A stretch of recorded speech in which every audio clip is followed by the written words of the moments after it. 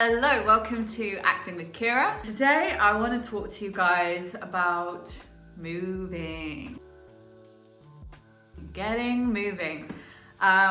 So before we get into it, please hit like if you like the video, hit subscribe if you want to see more videos like this one. And yeah, that's it. That's all the headline part. Hey, let's work together. So if you want to find out more, just go into the description, hit the link, and book in your free strategy call with me where we'll chat all about your acting goals, where you are now, where you want to get to, and I'll give you all the info you need to know on how to join the Empowered Actors Studio. Okay, so the reason I want to talk about this is because, like the voice, like breath, your body is a huge part of your expressive, communicating tools. And yeah, there's just so much that you can do with your body that can really aid you in your acting. And we can sometimes get a little bit stuck in not moving.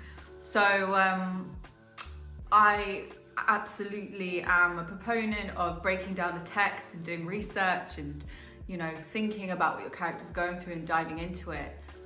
But sometimes what can happen is that's the only part that happens, and the movement doesn't get explored in the same way that the psychological part of your character gets explored. And movement can be a really great in to understanding who your character is and actually understanding a little bit more about their psychology. We can learn so much through the body. So in this video, I just want to give you a couple of reasons of why it is really helpful to get moving and to just, have a little bit of fun exploring movement. So the first thing is it helps you transform. One of the most exciting things to see in an actor is when you see them in one thing and they're one way, and then you see them in something else and you're like, whoa, you're completely different people, and the way you move, your mannerisms, there's just something that's just so different about you in those two performances. And this may be voice and it could be movement. Just altering something about a movement can change an identity. We identify people through sound. When you pick up the phone, you know who someone is before they've said their name because you just recognize their voice. Same thing for movement. If you're walking down the street and you might recognize someone just from their back because you're like, that's their stance, that's the way they walk, that's their posture, that's the way they move. So it holds a lot of identity to us as individuals. So think about how shifting that identity can shift the identity of your different characters. And that's super, super exciting. So just changing slight things, it doesn't have to be tons. Just changing one thing can really shift an identity. So it's a really amazing thing to explore in terms of physical transformation and transforming into a different type of physicality. So something simple could just be posture, where they hold their weight. Are they very held and upright, or are they, more, do they hold their head down and look up? Do they look down on you? How much do they move their body when they talk? Are they very still? Just these little things can really change the way that you appear and how you appear to the audience, but also will change the way that you see the world as your character, and will help you to understand them in a different way. They'll be very distinct to other characters that you play. So that is a huge reason to get moving, and a really fun, creative, just awesome reason to get moving. The second reason is expression. Expression is so essential to acting. You want to be able to express your character's emotions, or just understand their character journey, and you are the tool, you are the mechanism through which their journey is coming out, and your body is a huge part of that. So again, in the same way I spoke about with the voice, that vocal freedom will give you more choice and more expression of freedom and more choice it's exactly the same with movement. So having more of a freedom in your movement, being more in tune with what your body can do, will give you way more different ways to express yourself. If you are very bound and you always hold your body close to yourself, that can be amazing, but you want that to be a choice, right? Rather than that's the only way that I can express this character. If you have more versatility in the way that you move and you're more in tune with your body, you might choose to make one character quite bound and another one totally free and very loose in the way that they move. So it gives you different ways to express yourself, but also that's kind of in a character way, but it also gives you a means to express yourself moment to moment. So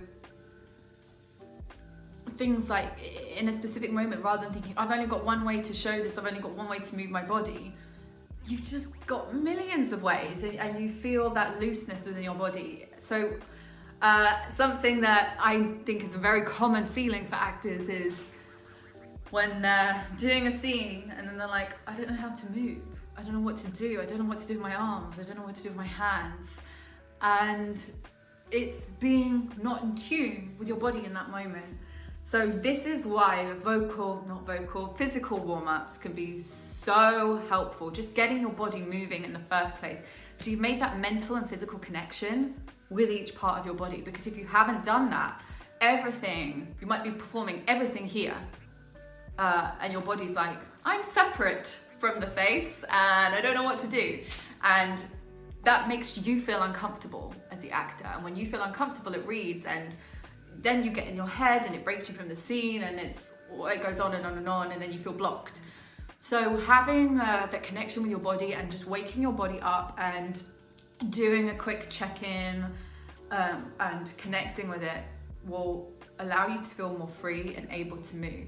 Sometimes that rigidity and stillness can come from fear of moving, and then the movements feel alien because there isn't that connection. It's like, oh, I feel really odd doing this now, it feels very put on.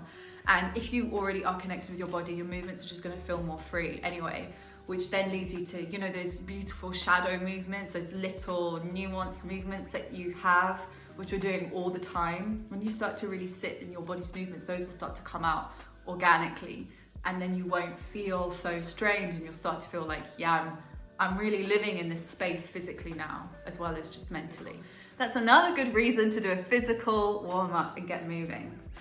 And like I've already said, it gives you choices. So I kind of just touched on this, but really the more freedom you have in any part, whether it be your voice or your movement, the more choice you have, the more you have to play around with, and the more creative you can be with your craft. So yeah, it just frees you up. And it also, these things, when I say it frees you up, it's also very connected to imagination. The more that you have the tools to go in different directions, the more your mind just explores different ways, and you start to get more confident in your choices. So all these things, it's kind of like a snowballing effect. It just gives you more ownership and confidence and fun with your craft. And the final thing I want to mention is energy. Energy is so important. Allowing yourself to wake up and just be in the moment, be in the space, is really helpful. So you might walk into a rehearsal room or into just practicing a scene, and you're like, okay, maybe you're at home and you're just practicing. You might think, okay, let me just start saying the lines. And it's lacking something, and it feels like a bit of a slog, it feels like a lot of effort. Just doing something very dynamic physically. I do rubber chicken a lot with my students, which is a countdown 8, 7, 6, 5, 4, 3, 2, 1 on each arm, then on each leg, and then you do the same each time lowering a digit. So 7, 6, 5, 4, 3, 2, 1, 7, 6, 5, 4, 3, 2, 1, 7, 6, 5, 4, 3, 2, 1, 6, 5, 4, or all the way down to 1. And then you shake everything and shout rubber chicken. And that is just a really quick, powerful, dynamic way to wake up your body and your voice and everything, and to just shake yourself into action. And amazingly, you can feel really revitalized after that, even if you are feeling really tired. And the key is always to commit to these exercises. If you don't commit, they don't give you the rewards of feeling that energy again. But yeah, it can really help to just wake you up, and then your brain's awake too. So it's really, really powerful in that sense. And another reason, actually, I'm just going to add this on, is that when you do a physical warm-up, when you just get moving and you stretch or whatever it is you want to do, you're making that connection, and you will find the more that you do this, the less afraid you are to take up space, which can also be a reason why people feel uncomfortable in or disconnected from their body when acting, is because they feel a little bit uncomfortable to take up space. So really doing this stuff just will make you feel like, yeah, I'm okay being seen with my body. I'm okay being physically loud. So yeah. Okay, so I hope that video has been helpful, and you can see the benefits of connecting with your body and exploring your character in a physical sense, as well as just a psychological sense.